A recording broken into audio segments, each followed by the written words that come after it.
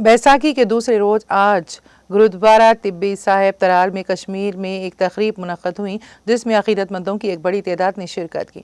इस मौके पर मेंबर असम्बली तराल रफ़ीक अहमद नायक और दूसरे मुस्लिम बिरादरी के लोगों ने गुरुद्वारे में हाज़िरी देकर सिख बिरादरी को मुबारकबाद पेश की। वहीं इस बात को दोहराया गया, तराल हमेशा से ही आपसी भाईचारे का गहवारा रहा और इस रवायत को कायम दायम रखने की ज़रूरत है।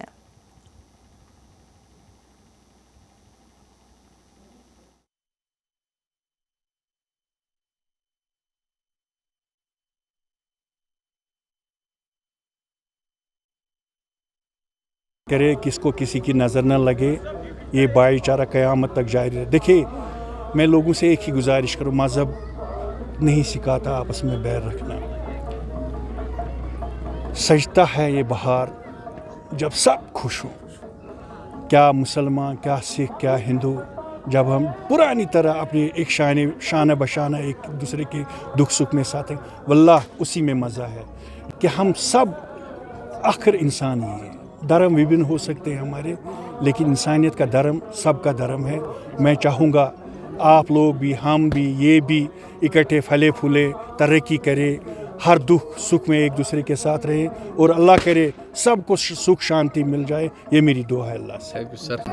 खालसा साजना दिवस के नाम पे बोलते हैं। आज के दिन गुरु गोबिंद सिंह जी ने केसगढ़ साहब पंजाब में 5 प्यारे साज के एक नए धर्म की बुनियाद डाली, जिसे खालसा धर्म कहते हैं, जिससे हम सिख वाबस्ता है।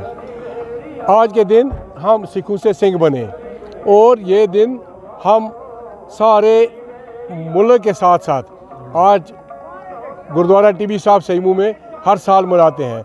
बहुत सी संगत आती है और यहाँ अकीदतमंद आते हैं, यहाँ MLAs आते हैं या बाकी जो जितने भी हमारे मेजॉरिटी कम्युनिटी या माइनॉरिटी कम्युनिटी से लीडरान साहिबान हैं या दीनी लीडर हैं या सियासी लीडर हैं, वो आते हैं मुबारकबाद करने के लिए।